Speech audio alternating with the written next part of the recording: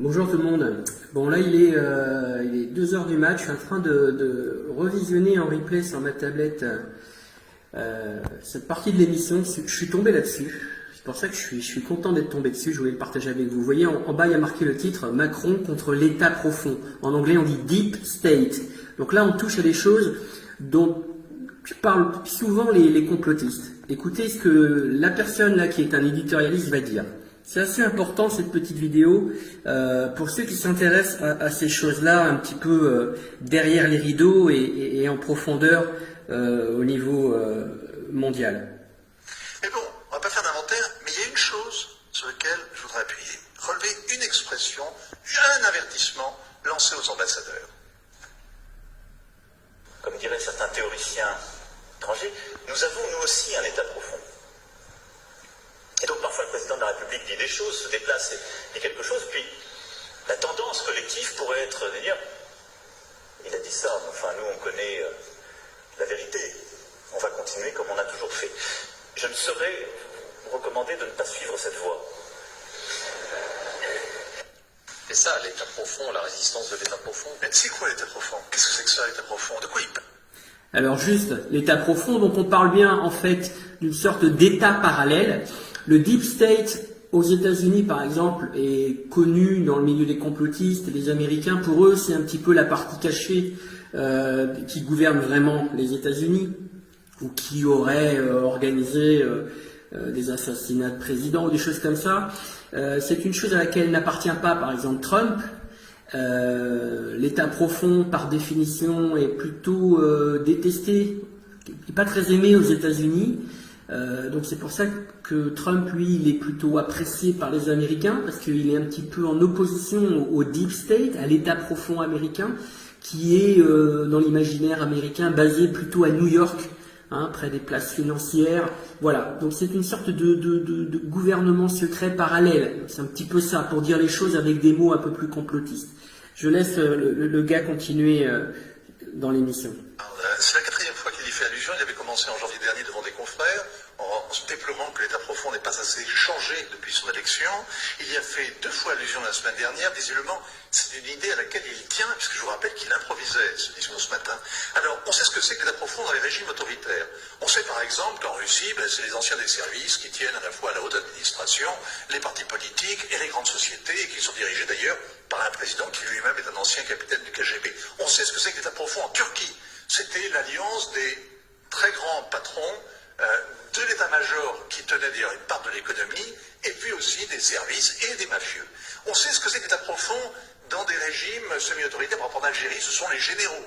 On sait que l'État profond, Donald Trump en a fait son ennemi et l'a dénoncé d'une manière très vigoureuse en disant que ce sont des agents non élus qui poussent leur propre agenda secret et qui sont véritablement une menace pour la démocratie.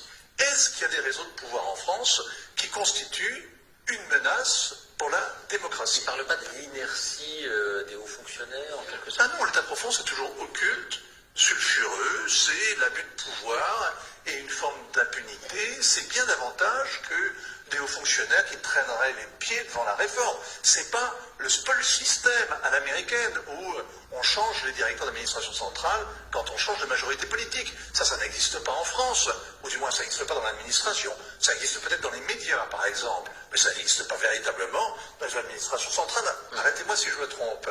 Donc, il pose une question, moi je ne sais pas de quoi il parle. Est-ce que ce sont des lobbies dans l'État? Est-ce que c'est des lobbies à l'état-major, avec des relais dans les think tanks, avec des relais dans d'autres endroits où le pouvoir est plus partagé? Est-ce qu'il parle du siècle? Je ne sais pas de quoi parle le président, mais visiblement c'est une idée qui lui tient à cœur et qui mérite d'être creusée. Merci. Regardez ça. François Langlais. Alors François Langlais, maintenant je vais aller au bout des choses, je vous donne les éléments, je vous donne des pistes. François Langlais a été invité en 2018 ou 2017, dans 2018 je crois, au cercle Bilderberg, la rencontre Bilderberg 2018, François Langlais en faisait partie. Alors je ne sais pas si c'est 2018, vous chercherez sur Wikipédia, vous verrez la liste 2016, ou voilà, il était invité au cercle Bilderberg, c'est quand même particulier, ou peut-être cette année en 2019. Vous regarderez la vidéo, vous verrez son attitude pendant toute l'intervention de son compère éditorialiste. Il n'a pas l'air à l'aise, mais en tout cas, bon, voilà, je ne vais pas aller partir dans des délires. Et puis, je voulais aussi préciser... attendez.